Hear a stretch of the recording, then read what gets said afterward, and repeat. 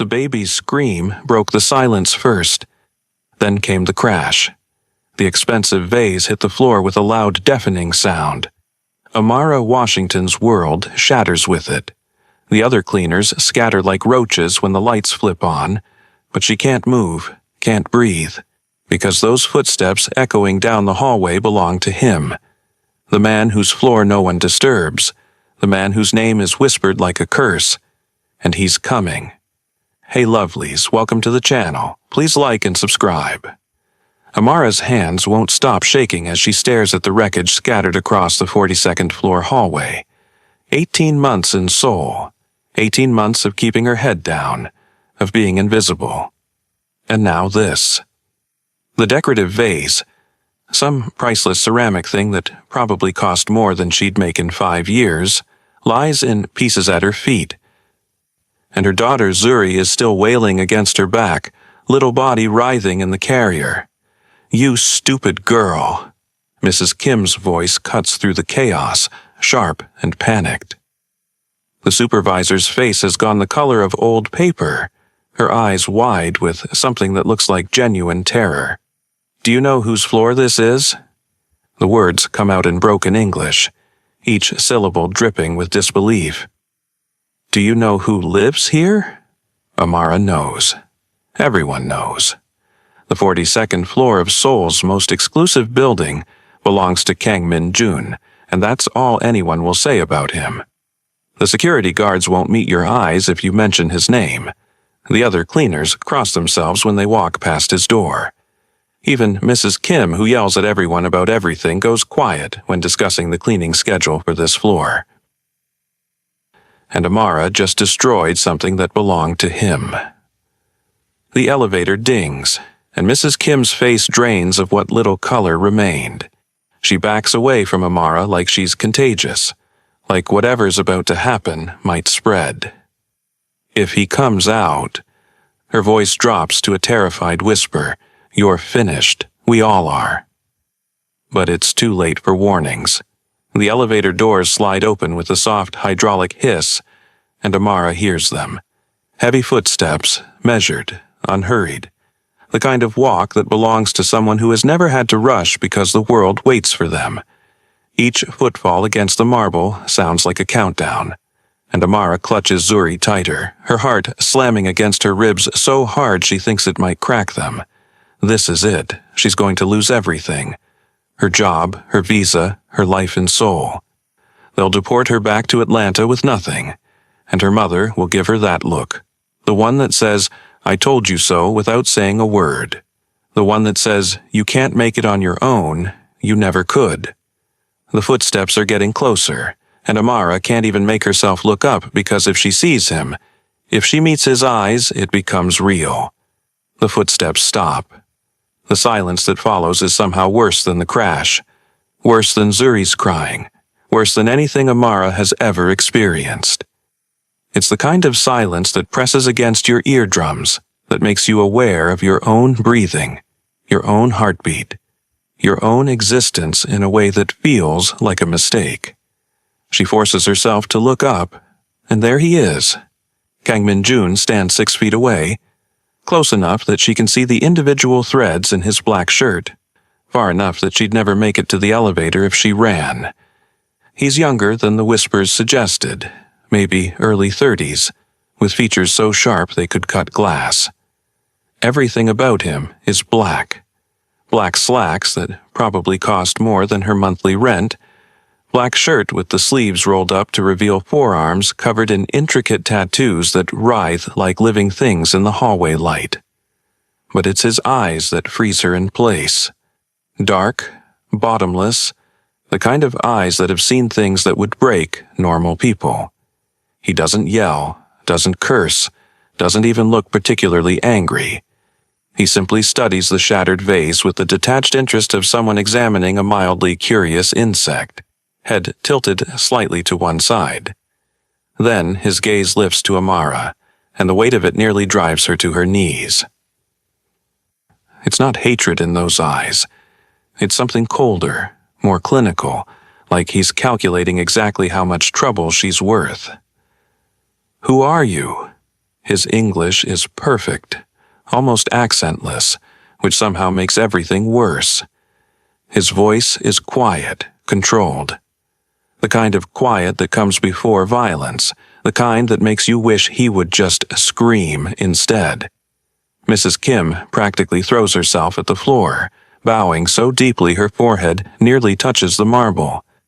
"Sir, please, she is new. She doesn't understand the rules. She doesn't know. I asked her."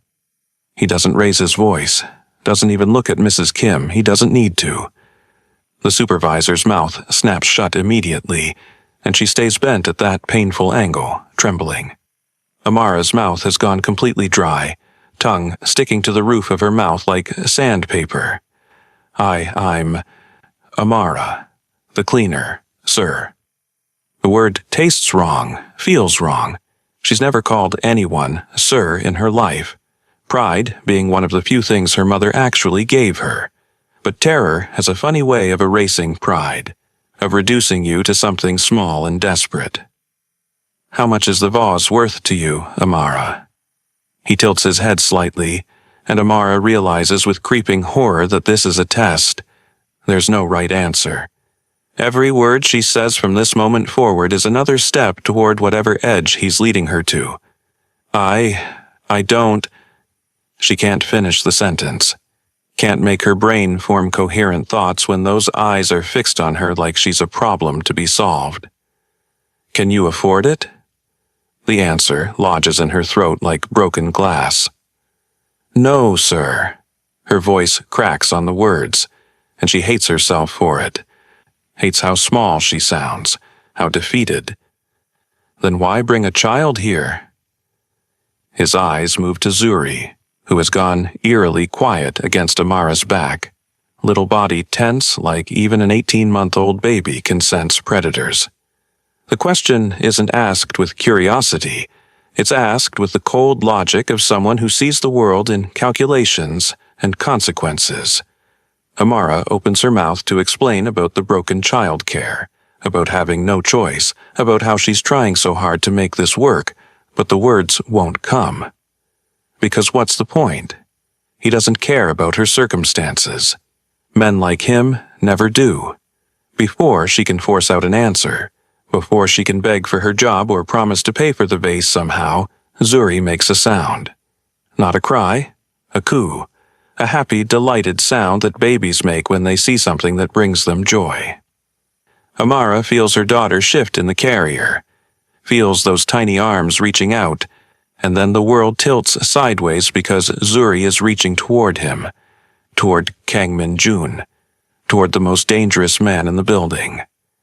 "Da-da," Zuri squeals, her face breaking into that bright, gummy smile that usually melts Amara's heart. "Daddy!" Time stops. Actually stops. Amara can hear her own heartbeat in her ears, can feel the blood draining from her face, can sense Mrs. Kim's sharp intake of breath somewhere behind her. The other cleaners, scattered down the hallway like frightened birds, have frozen into living statues.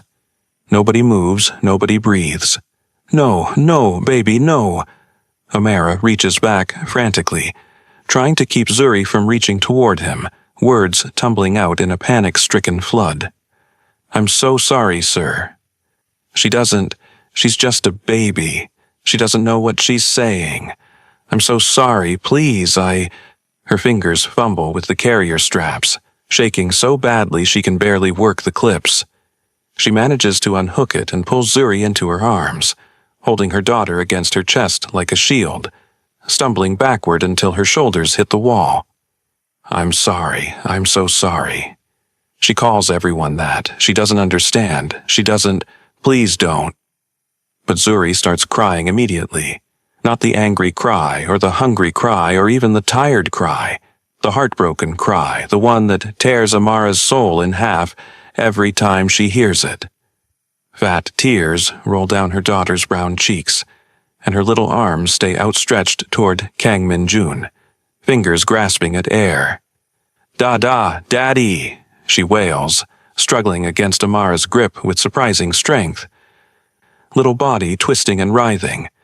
Amara is shaking so hard she can barely hold on. I'm sorry. I'm so sorry, sir. Please.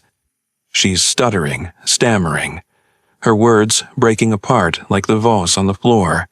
I didn't mean. She doesn't understand. I'll go. I'll leave right now. I'm...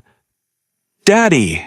Zuri screams, the sound echoing off the marble walls, off the high ceilings, bouncing back at them from every direction until it feels like the whole building is full of her daughter's cries. And then Amara sees it happen. Something shifts in Kang Min-jun's face. It's fast, so fast she almost misses it. But it's there. Not anger, not disgust, something else entirely. Something raw and unguarded and almost human flashes across his features for just a second before his mask slams back into place. His jaw tightens. His eyes go distant. And then his hand moves before Amara can process what's happening. Give her to me. The words are quiet, too quiet, like he's barely holding something back. Amara's brain short-circuits. What? The child. His eyes haven't left Zuri's face. Give her to me. It's not a request. It's not even a command.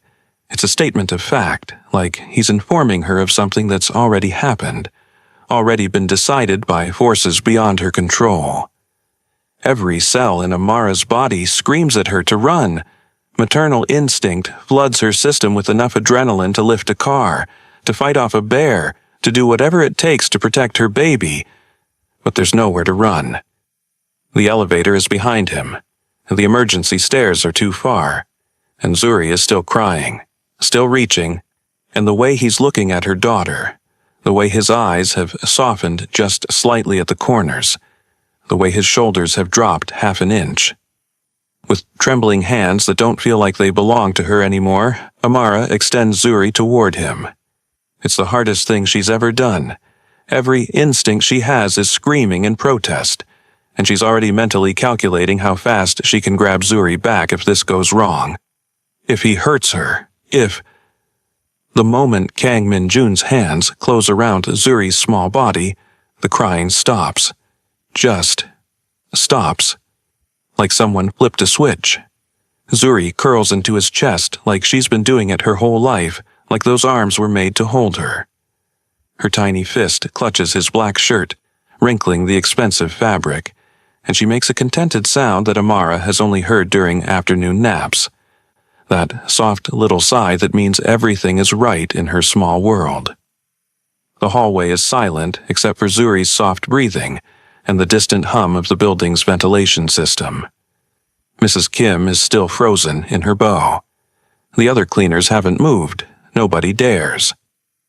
Kang Min-jun stands there, this man who, according to whispers, has killed people with his bare hands, holding an 18-month-old baby with a gentleness that seems impossible. His large hands support her easily, one under her bottom, one on her back, like he's done this before, like he knows exactly how to hold a child this age. His eyes are fixed on Zuri's face with an intensity that makes Amara's chest physically ache, like something inside her is being squeezed by an invisible fist. He doesn't explain, doesn't speak, doesn't acknowledge anyone else in the hallway. He just stands there, and Amara watches something in him that was locked tight crack open just enough to bleed. His thumb moves almost unconsciously, stroking Zuri's back in small circles. His breathing has changed, deeper, slower, like he's trying to memorize this moment. And his eyes, those cold, bottomless eyes that made Amara want to disappear, have gone soft in a way that transforms his entire face. Zuri yawns, tiny mouth opening wide, and snuggles deeper into his chest. Her eyelids are already drooping, dark lashes fluttering against her cheeks. She's falling asleep. On him, on Kang Min-jun, the man whose name people won't say above a whisper. Sir, Amara's voice comes out barely above a whisper. She doesn't know what she's asking for. Her daughter back, an explanation, permission to leave, permission to stay. But he doesn't respond, doesn't even look at her. His entire world has narrowed to the baby sleeping against his chest, and Amara realizes with creeping certainty that whatever just happened, whatever door just opened, she's not getting her daughter back anytime soon. The question that should terrify her, why is he doing this, is slowly being replaced by another, more unsettling question. Why does he look like he's holding something he lost? Her mind starts forming questions she doesn't want to ask. Why does her daughter, her mixed-race, chubby-cheeked, always happy daughter, look at this dangerous man and see her father? The elevator dings again, making everyone jump. Heavy footsteps emerge, more than one person this time. Amara catches a glimpse of men in dark suits, earpieces, the kind of security that doesn't work for buildings. And her blood goes cold all over again because this is getting worse. This is escalating into something she can't control. But Kang Min-jun raises one hand, just slightly, barely a movement, and the security team freezes at the elevator. They don't speak, don't approach. They just stand there, waiting, and Amara realizes that his power isn't just about violence or money. It's about absolute authority, the kind that doesn't need to be voiced. He finally speaks and his voice is different now, still quiet, but missing that cold edge. Something in his expression shifts again, softens further, and Amara feels like she's watching something private, something she has no right to witness. How old? 18 months? He nods slowly, like this information matters, like he's filing it away somewhere important.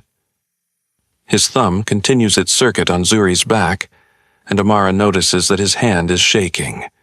Just slightly. So slightly that if she weren't watching with the intensity of a mother whose child is in potential danger, she might have missed it. "Sir, Mrs. Kim tries again, her voice cracking with stress. "I can take the child. I can—" "No." The word is soft but absolute. Final. Discussion over. Mrs. Kim's mouth snaps shut again, and she looks at Amara with something that might be pity or might be terror or might be both. The message in her eyes is clear. You're on your own. Amara swallows hard. "Sir, I have to finish my shift, and Zuri needs her afternoon bottle soon, and You're done for today." He finally looks at her, and his eyes are different now. Still intense, still powerful, but missing that predatory calculation. "Come with me." The words aren't a request, they're a command, and Kang Min-jun is already walking toward his penthouse door with Zuri still curled against his chest, like she belongs there. Amara's heart stops. "Sir!" She stumbles after him, panic flooding her system so fast she can barely breathe. "Please, I just need my daughter. Mrs. Kim." He doesn't look back, doesn't slow down, just keeps walking with that measured stride that makes clear he's never had to ask for anything twice in his life. "Leave. All of you." The cleaning staff vanishes like smoke. 1 second they're there. Mrs. Kim with her terrified eyes. The other cleaners pressed against the walls like they're trying to disappear into the marble.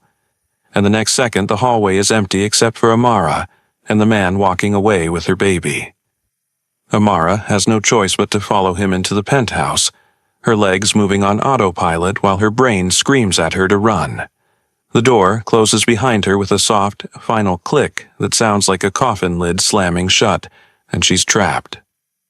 Trapped in the home of the most dangerous man in Seoul, and he has her daughter, and she doesn't know what he wants, but she knows it can't be good because men like him don't do things without reason.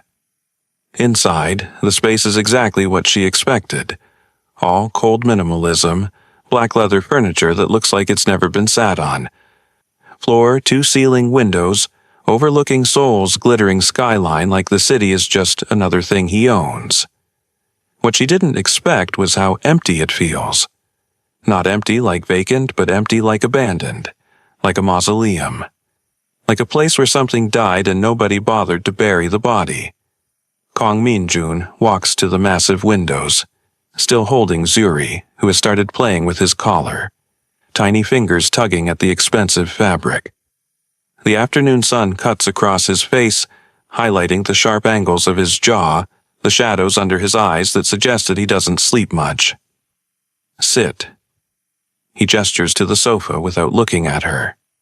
Amara perches on the edge, spine rigid, legs tensed, ready to run even though there's nowhere to run to. Sir, please, I don't understand what's happening. Where is the father? He cuts her off, his eyes still fixed on Zuri's face like he's memorizing every detail. The question catches her off guard. Her jaw tightens. Not in the picture, never was. She doesn't elaborate, doesn't mention the college boyfriend who disappeared the moment she told him about the pregnancy, doesn't mention the shame in her mother's voice when Amara said she was keeping the baby, doesn't mention any of it because this man doesn't deserve her life story. He nods slowly, like this confirms something he already suspected. Why are you in Seoul? I needed work, fresh start. My Korean isn't great, so cleaning was... She trails off, realizing how pathetic it sounds. Why is she explaining her life to him? Why is she answering these questions like he has a right to ask them? You have a visa? His tone shifts slightly, still quiet.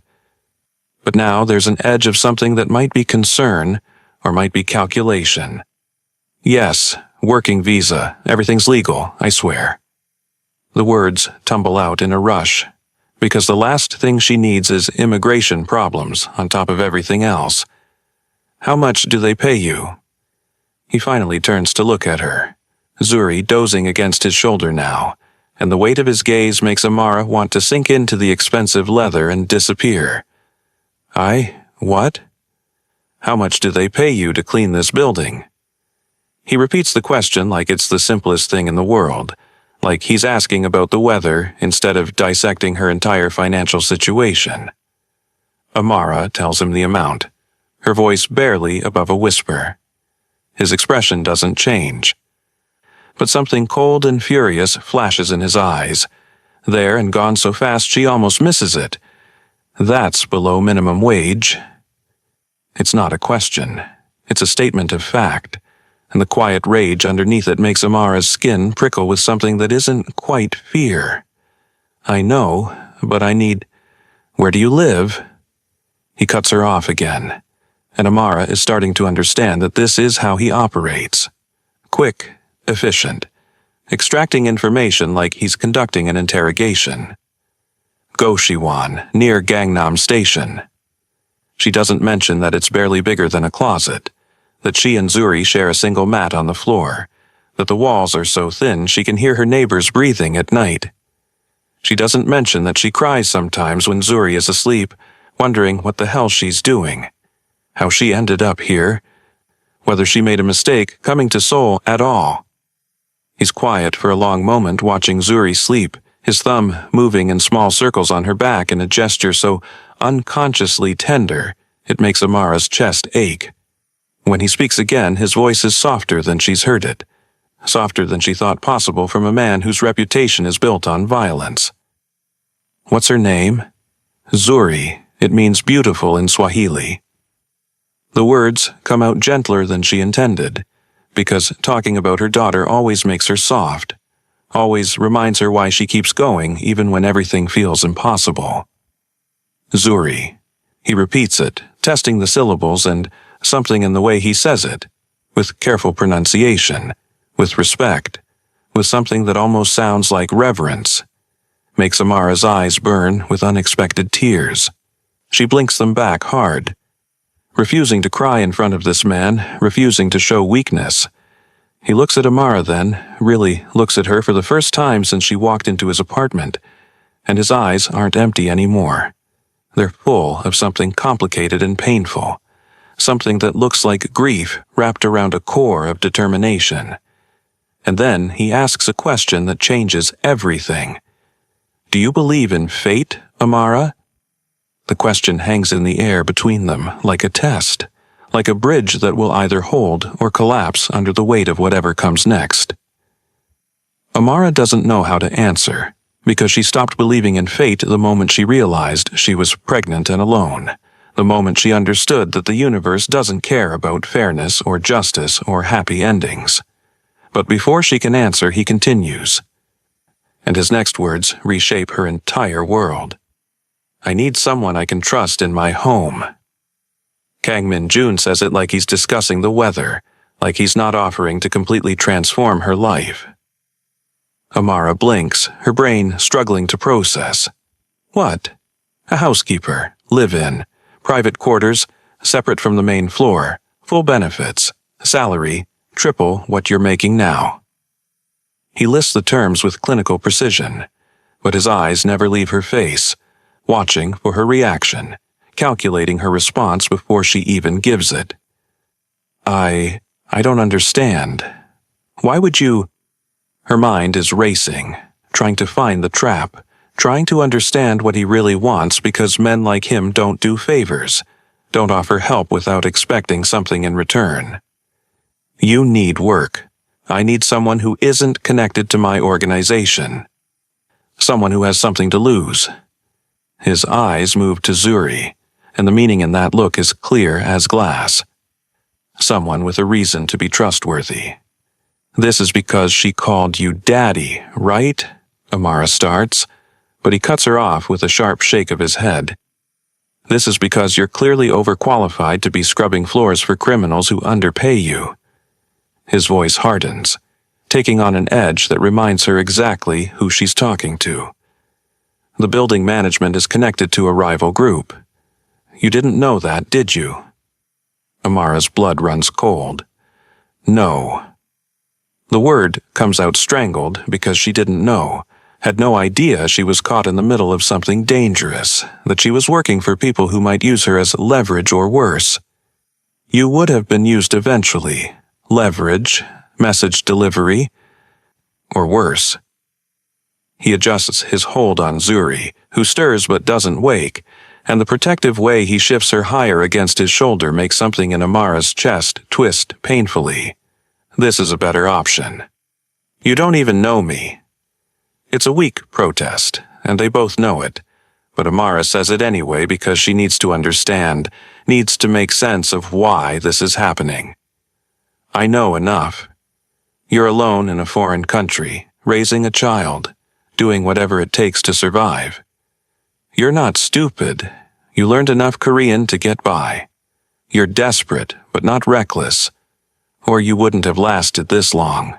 He pauses, and when he speaks again, his voice drops to something almost gentle. And your daughter trusts me. That last part lands like a stone in her chest, heavy and undeniable. Because Zuri does trust him. Trusted him immediately and completely in a way that should be impossible. And Amara has learned over 18 months of motherhood to trust her daughter's instincts. I can't just move into a Mafia boss's apartment.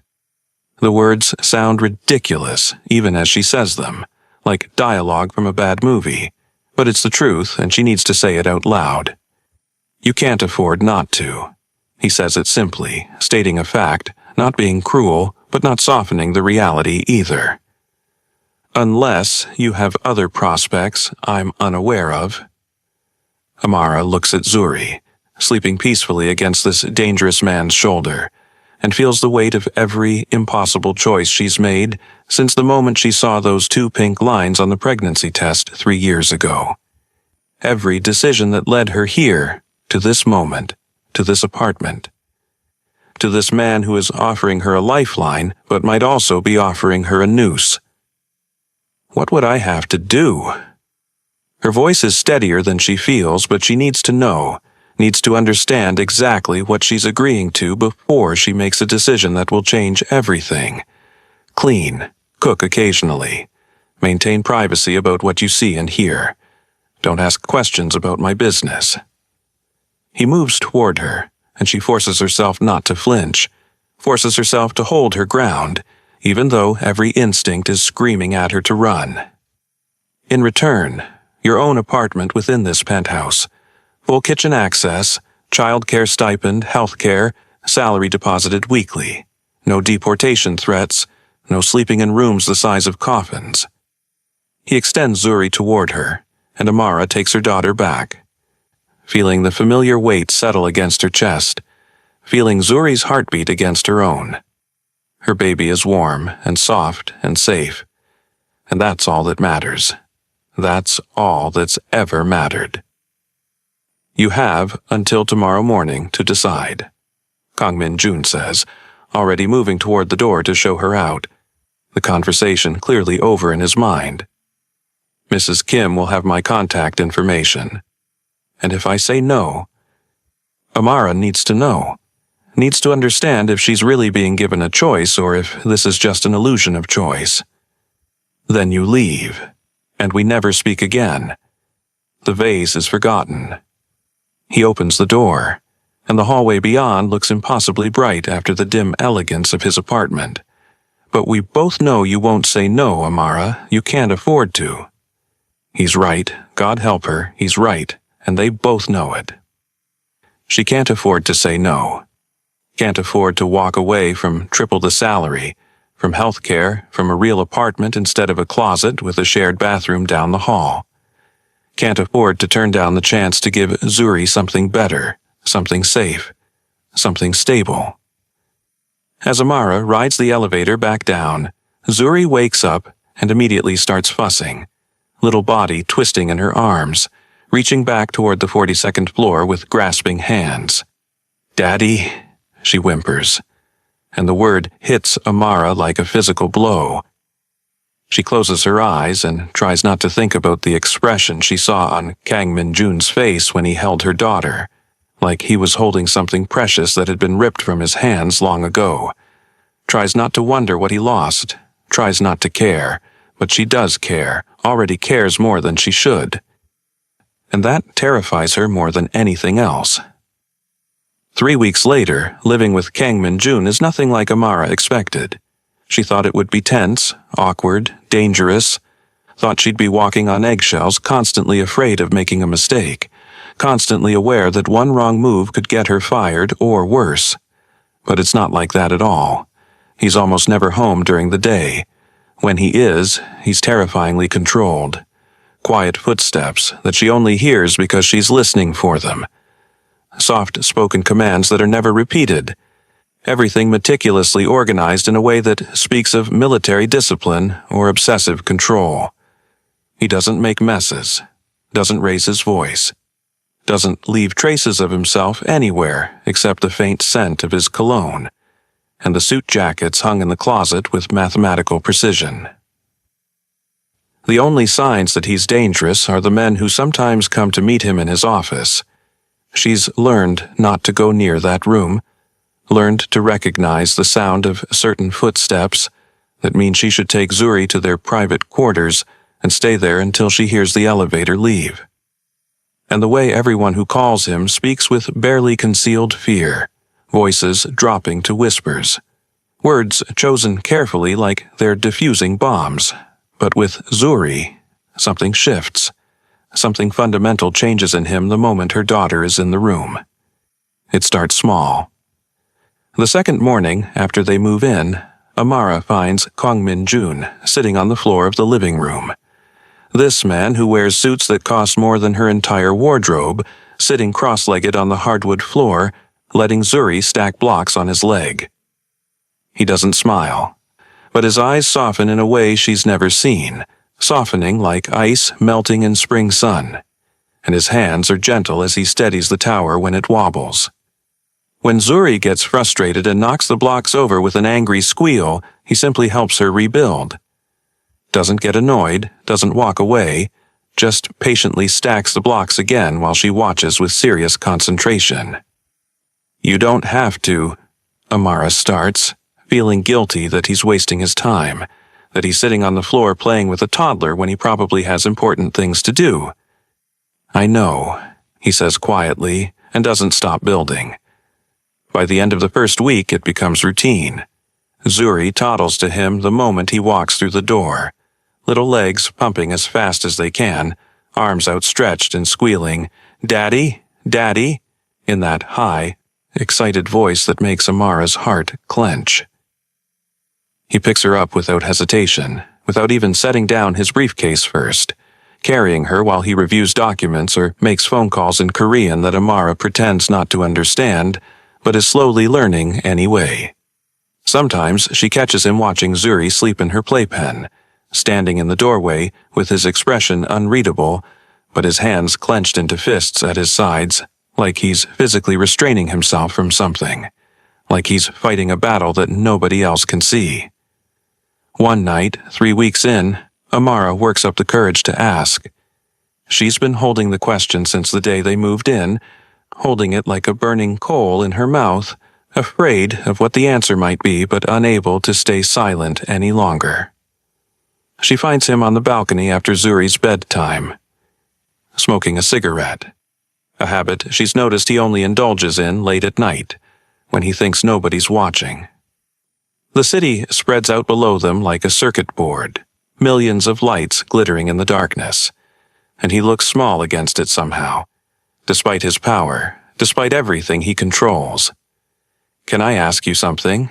she says quietly, stepping out into the cool night air. He doesn't turn around. "You can ask."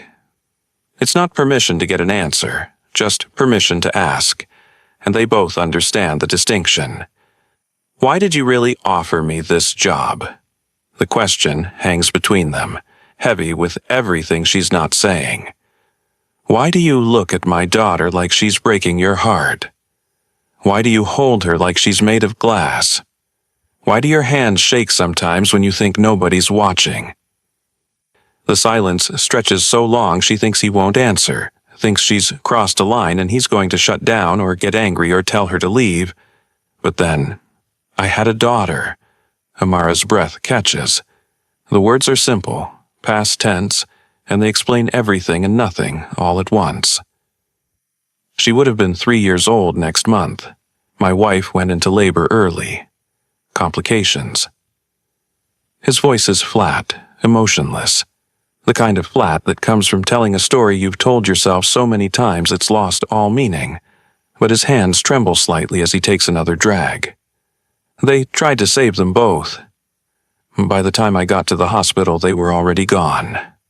"I'm so sorry," Amara whispers, and the words feel inadequate, feel like trying to fill an ocean with a teaspoon. Her name was going to be Ji-woo. "We had the nursery ready. Paint was still wet on the walls.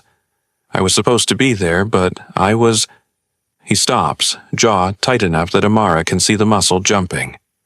"I was handling business. Thought I had time. That's not your fault." She steps closer, driven by instinct, by the need to comfort even though she knows it won't help. "Isn't it?" He finally looks at her, and the grief in his eyes is devastating, raw and bleeding like a fresh wound, even though it's been years. "I built an empire on violence, made enemies who would have used them as leverage. Maybe it's better they never—" His voice cracks, just barely, just enough to reveal the man underneath the monster. "Maybe they're safer gone." Amara steps closer without thinking, close enough that she can smell the cigarette smoke and his cologne and something underneath that's just him. "Don't say that. Don't ever say that." "Why?" The word is sharp, defensive, angry. "You don't know what I've done, what I am. I know you rebuilt my daughter's block tower 6 times this morning without complaint. I know you bought the organic baby food, even though I said the regular kind was fine. I know you stood outside her door for 10 minutes last week when she was crying from a nightmare, like you wanted to help but didn't think you had the right." Her voice shakes, but she doesn't stop, can't stop now that she started. "I know that whatever you were, whoever you've hurt, Zuri sees something good in you, and babies don't lie." Kang Min-jun stares at her for a long moment, his eyes searching her face like he's trying to understand how she can say these things, how she can see anything in him worth defending. Then he looks away, his voice rough. "She looks like her, my Ji-woo, same eyes, same smile." He swallows hard, Adam's apple bobbing. "When Zuri called me daddy, for a moment I forgot. I just forgot they were gone." Amara feels tears slip down her cheeks, hot against her skin in the cool night air. I'm sorry she made you remember. Don't be.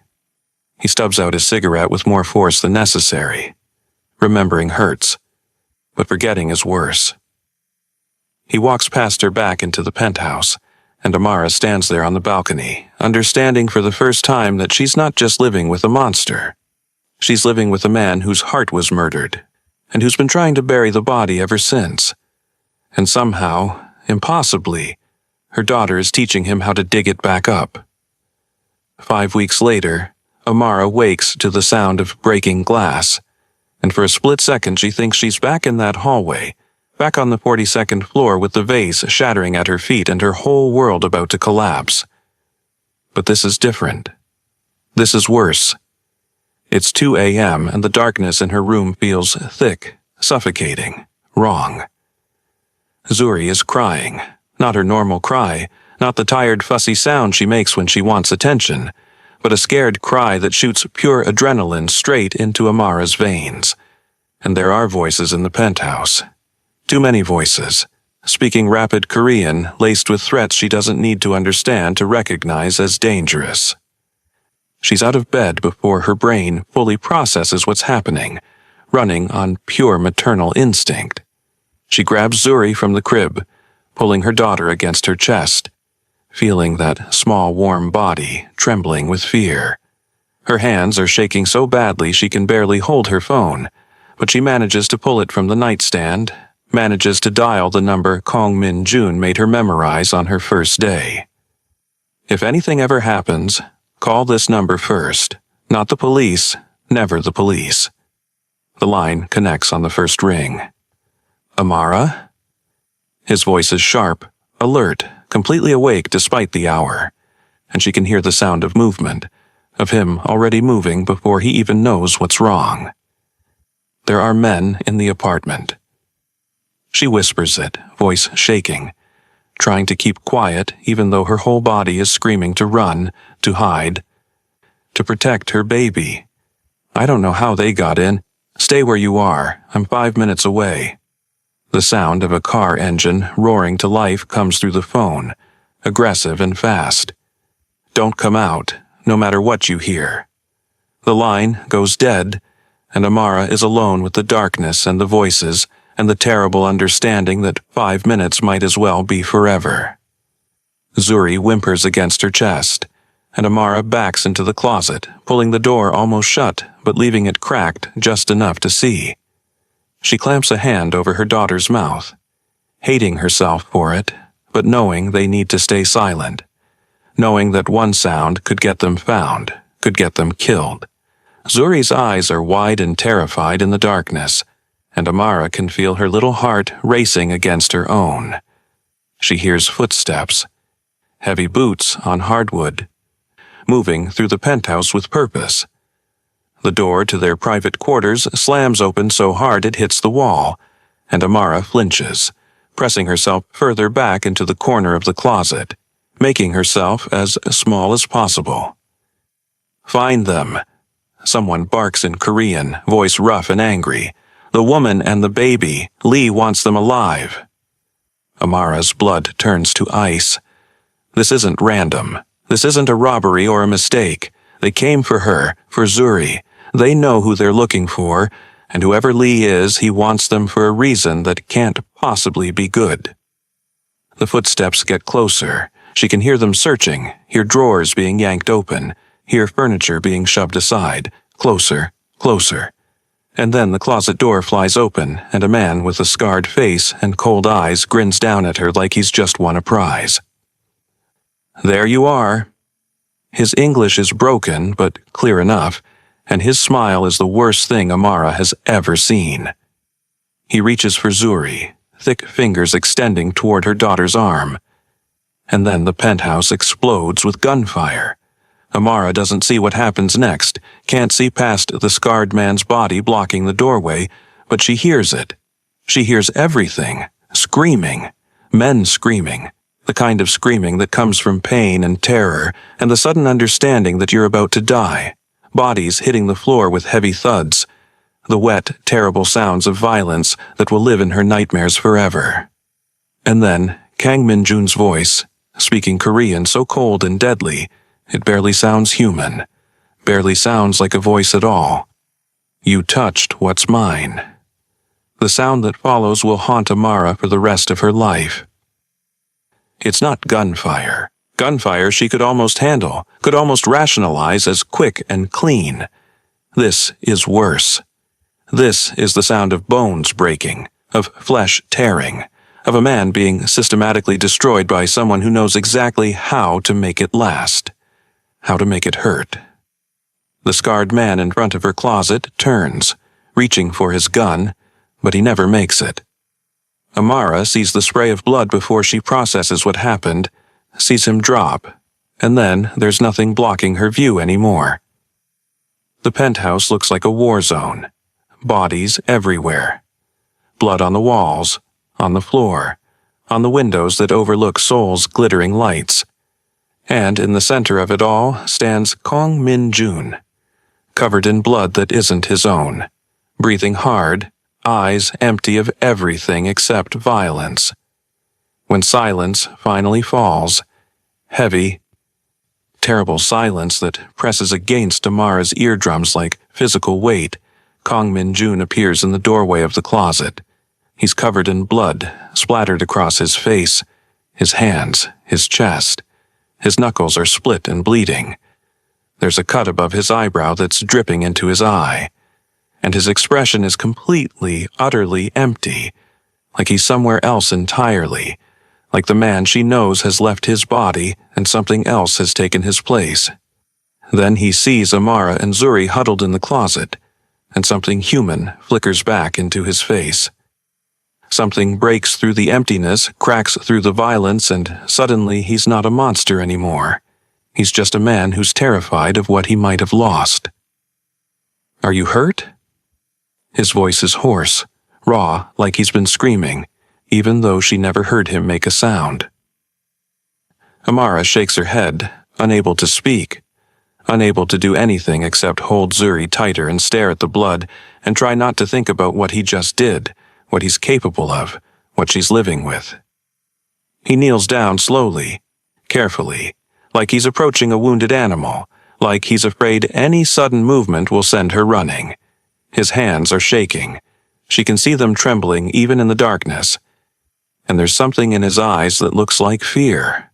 Actual fear. "Give her to me." Amara should be terrified. She just heard him kill at least 4 men. Heard it in graphic, brutal detail. Heard him break them apart with his bare hands. Should be running.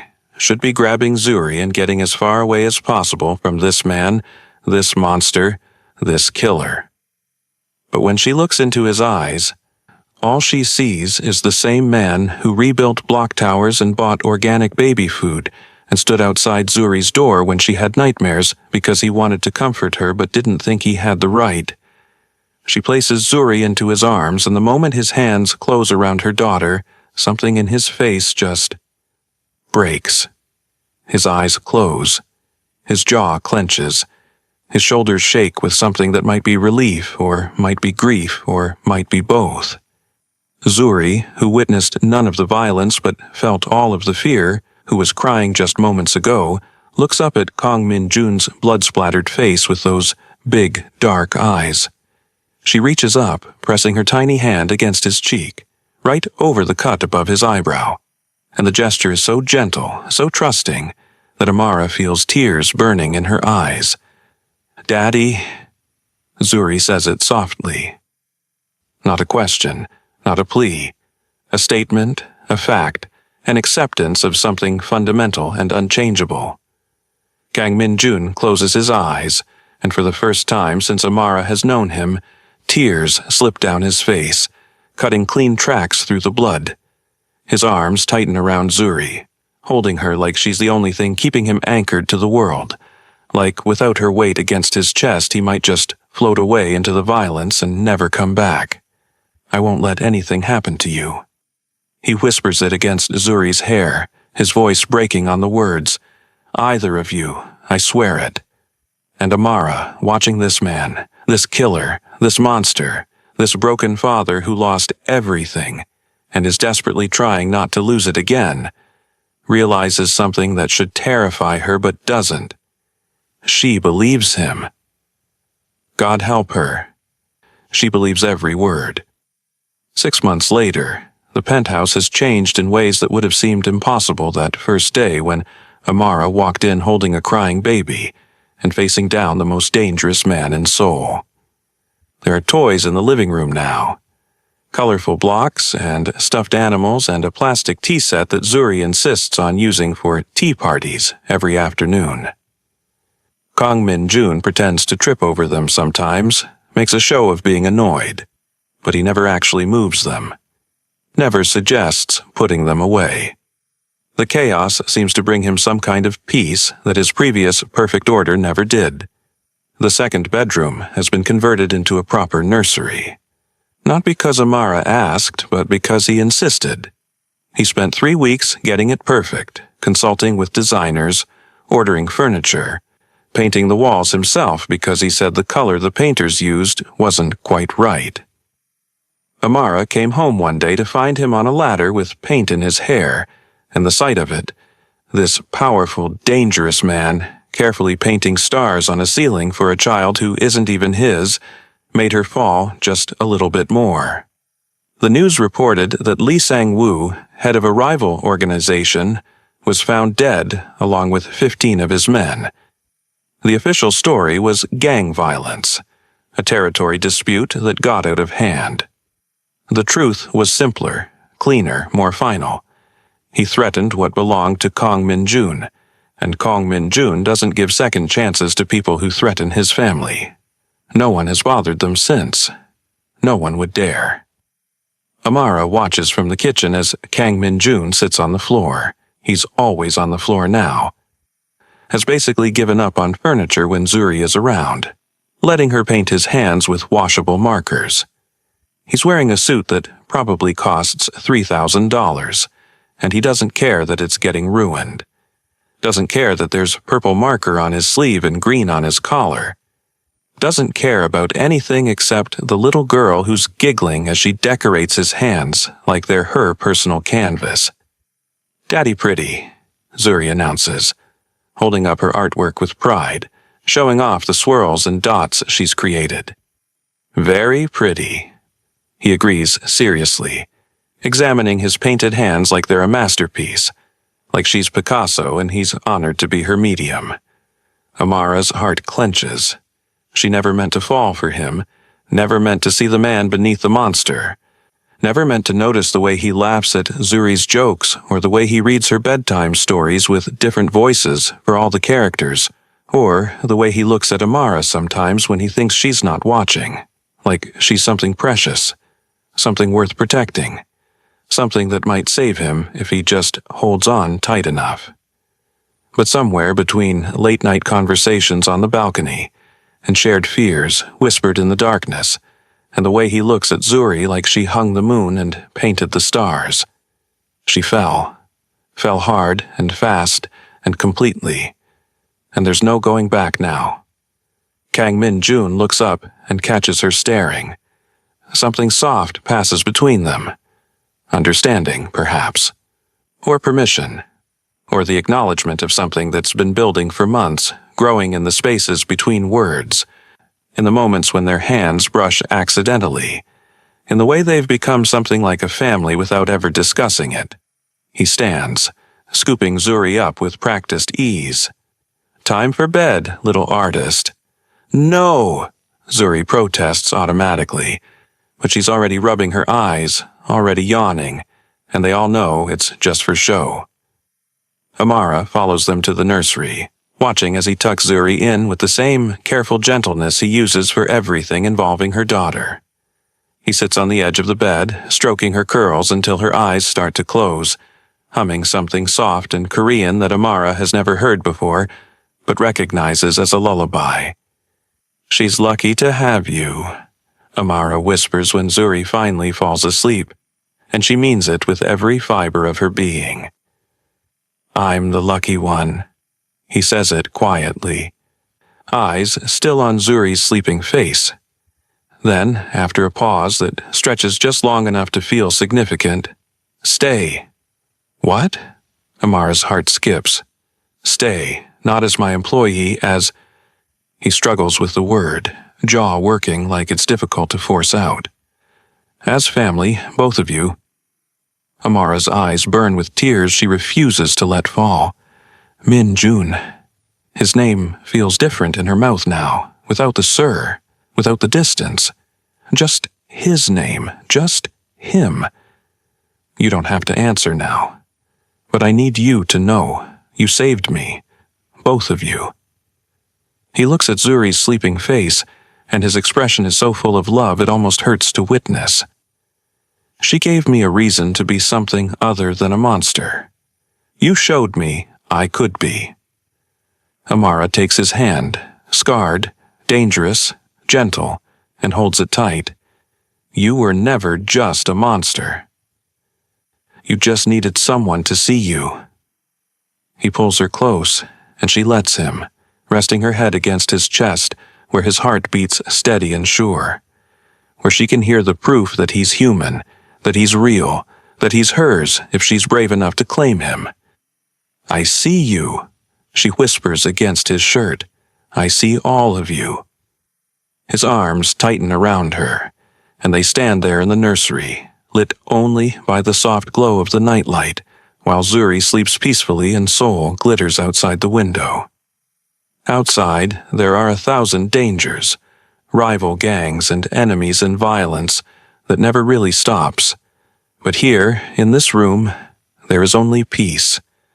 And a little girl who called a monster Daddy and meant it, who saw past the blood and the violence and the reputation to the broken man underneath, who loved him anyway, who taught him how to love again. Amara lifts her head, meeting his eyes in the darkness. "Yes? Yes?" he repeats, like he's afraid to hope. "Yes, we'll stay, as family." She reaches up, touching his face the same way Zuri does, gentle and accepting. "We already are family. We have been for a while." He kisses her then, soft and careful, and full of promise. And when they pull apart, they're both smiling, both crying a little, both understanding that this is what healing looks like. Messy and complicated and built on broken pieces, but real, so real. In her bed, Zuri sighs in her sleep, content and safe and loved by a man who would burn the world down to protect her. A man who was a monster until a baby called him Daddy and reminded him what it felt like to be human. Thanks so much for watching, lovelies. If this story touched your heart, please hit that like button and subscribe for more emotional tales. Drop a comment below telling me what you think happens next for Amara, Min-Jun, and little Zuri. Do they get their happily ever after, or does Min-Jun's past come back to haunt them? Let me know your thoughts, and I'll see you in the next one.